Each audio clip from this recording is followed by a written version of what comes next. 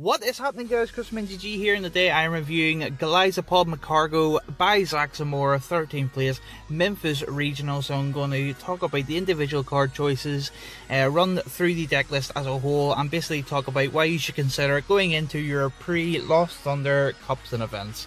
So starting off, he is playing the Orangaru double. I can never remember how to pronounce the name properly, but he's playing both of the good ones. Resource management, put 3 cards from your discard pile on the bottom of your deck in any order. So this just basically beats the Sylveon matchup when used correctly, or any sort of other stall decks you might encounter, like the Steelix deck. Resource management, Orangaru basically takes the win condition away from that deck, so it allows you to continue on as normal.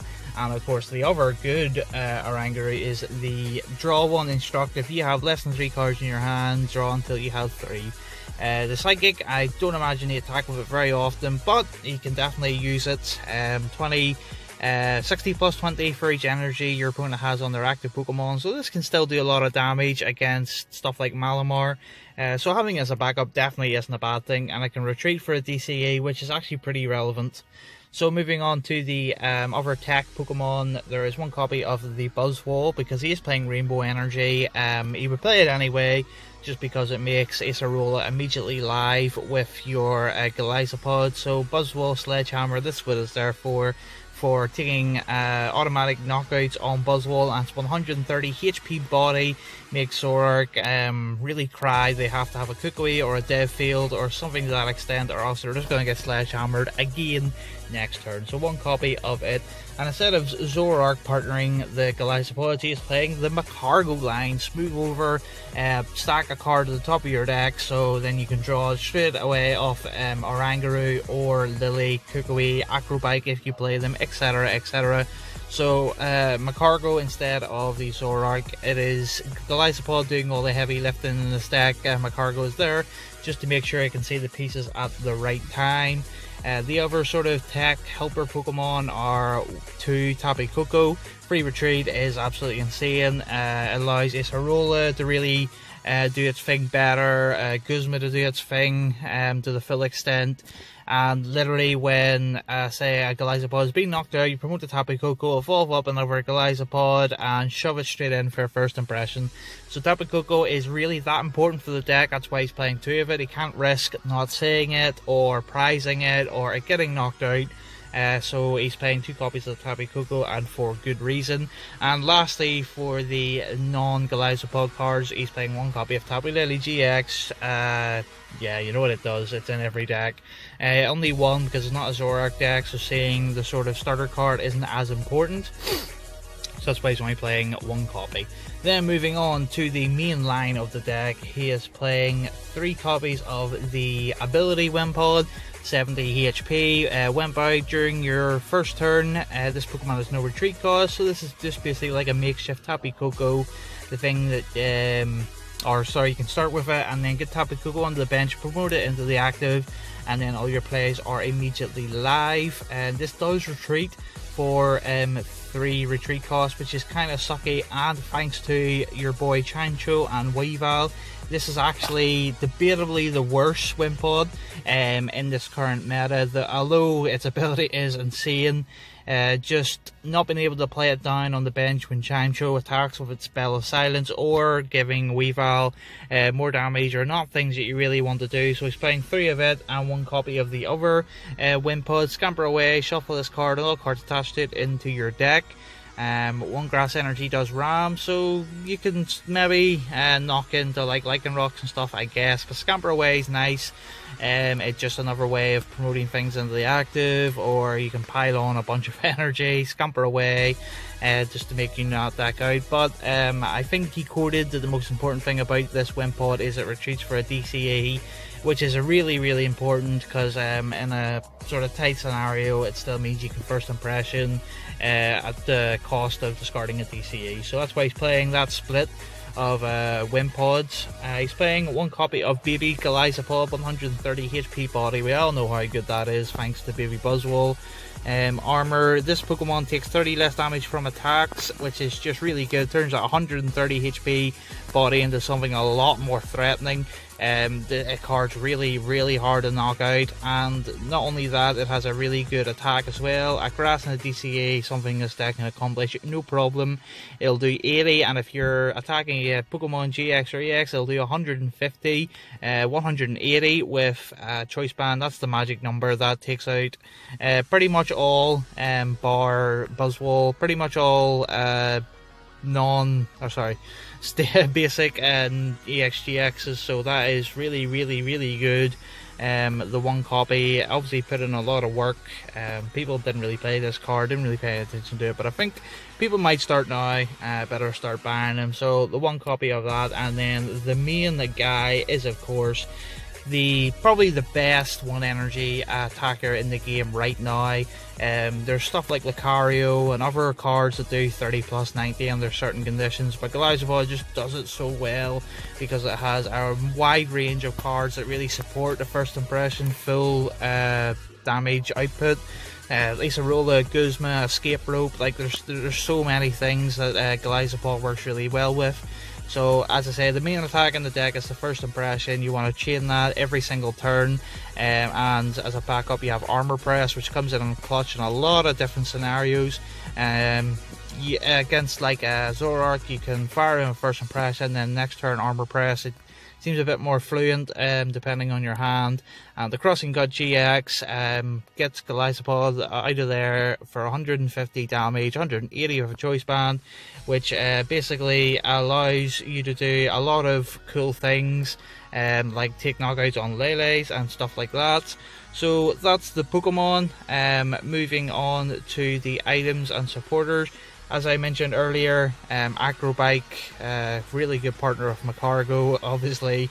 It basically searches for a card in your deck without eating your supporter, so it means you can start search stuff like Acerola and Guzma. I think he cut this card or something along the line. I remember reading in Hayfeld that I don't know, 100% I don't know, but I know for a fact he played it during the event. But I definitely remember reading something about it in Hay Font. But we all know how good the combination of Acrobike and Magcargo are. Just ask the Buzzwole deck how well it's doing right now. Thanks to that. One copy of Enhanced Hammer. This card is godly. It's just live against near enough all matchups except Rayquaza. Can't really speak today. One copy of Field Blower. I'm not too sure why he played this. Shrine, I guess. Golisopod doesn't really have a stadium that it can use, so Field Blower actually does make sense. Taking away Choice Bands, obviously the same thing. So one copy of Field Blower, 3 copies of Great Ball. I really disagree with this card. Look at the top 7 cards of your deck. You may reveal a Pokemon you find there and put it into your hand. So the reason why people are playing this over Timer Ball is because Timer Ball is just missed too many times for him. Timer Ball has a 75% chance of getting at least one evolution card.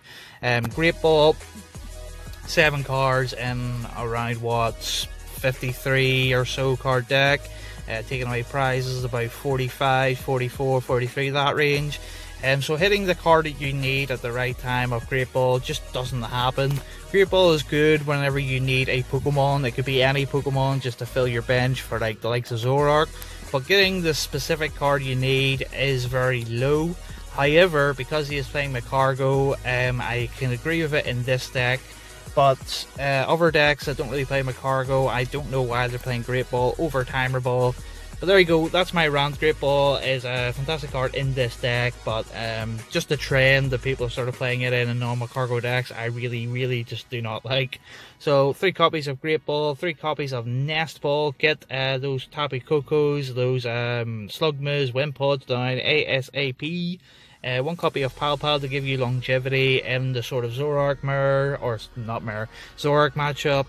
The mirror, if you come across it, just any decks that are really slow, you can match the pace of. This just gives you the increased stamina that you need to take it into the late game. 1 copy of Rescue Stretcher. This card is godly. You can snatch a Golisopod straight out of the discard to evolve into a Wimpod. You'll have Tapu Koko in the active, then bam, there's a first impression going off. So 1 copy of Researcher's Insane. Ideally you want to shuffle 3 back into the deck, same as Palpad, just to give you longevity. You can obviously find it later with Macargo, Great Ball, Acrobike, that sort of stuff. So Researcher's is an insanely good card in this deck, or any deck basically, but yeah. 4 copies of Ultra Ball, the best ball, so why wouldn't you play less than 4? 2 copies of Acerola. We all know how good this card is, and you can already tell how good it is with Golisopod. So 2 is probably correct, given it is highly searchable with Macargo and you play Palpad. So yeah, it kind of sucks if you maybe prize it, or you're just not being able to see it. Maybe your hand's too full to really instruct with Macargo. But yeah, it happens. 2 seemed like to be the correct number. 2 copies of Cynthia. You play Lily and Judge. Don't think you play Kukui. I'll drop this down in a minute and see. But yeah, Cynthia's in a vacuum the best draw supporter we have in the meta right now. So it makes sense to play at least 2 of it. Yeah, oh, he is playing Kukui. So Kukui and Lily are your preferred draw cards because they have synergy with Macargo. So that's them covered. 3 copies of Guzma. You could definitely bump this up to 4 if you really want to be more aggressive, but the same as this Arola, you play Palpad, so you theoretically have 5 copies of it. There's no other way to get Palpad back. So 5 copies of Guzma seems alright, yeah. You're not always committing to it every single turn, or it's not always correct to do. Sometimes you decide if you want to heal off the damage Golisopod to hit into the active, or you want to be more precise with your first impressions. Just the options there, but 3 definitely makes sense. 1 copy of Judge for disruption against stuff like Rayquaza, and this card is insane. So 1 copy of it. Mentioned 4 copies of Lily, 2 copies of Kukui. This makes first impressions damage a lot more formidable. I can actually start taking 1-shots on stuff like Baby Buzzwole, which, you know, really good, really important. So 2 copies of it. Palpad brings you up to 4 copies if you decide to play Palpad onto the Kukui. So 2 copies of Choice Bands. This makes first impression again a lot higher number wise, and allows Crossing Cut GX to do 180 on armor press. It can take, oh no, sorry, I'm thinking of Baby Buzzwole, but yeah, Choice Band just allows Golisopod to hit higher numbers. And then of course 4 copies of DCE, because this allows you to Crossing Cut, armor press. I can't remember the baby Golisopod's attack, what's it called? Resolute Claws, that's the one. So yeah, ways you can do that, and of course because of Acerola this comes straight back in, so it means that you don't lose too much to Enhanced Hammer or anything like that. And then lastly, for the energy, 2 copies of Rainbow. As I say, you probably would play this anyway even if you didn't have an attacker like Buzzwole or Baby Fairy Tappy Lele, because as I say, it makes Acerola immediately live, and the 10 damage doesn't make a huge difference. But it being a special energy actually does make a difference. That's why he's playing 3 copies of Grass Energy, because this cannot be Enhanced Hammered. Yes, it can be Plumeriad or Crushing Hammered, but they're a lot worse than just simply going Enhanced Hammer for no cost or no having to wait around for coin flips. So Grass Energy is really important. This is a very high energy count for a Golisopod deck, but it makes sense because you don't have Zoroark turboing through your deck every single turn, so you do need to play higher counts of cards that aren't usually associated with Golisopod. So yeah guys, that's the deck. I hope you enjoyed it. I hope I explained it well enough. This is a deck that my playtesting circle have been testing around with. Seems really good, seems really solid. Definitely for pre-Lost Thunder, this can be a really fun deck to play around with, or maybe take to your League Cup. So hope you enjoyed the video guys. Please comment, rate, subscribe, tell me what you think of the deck. I'll catch you later guys. Chris signing.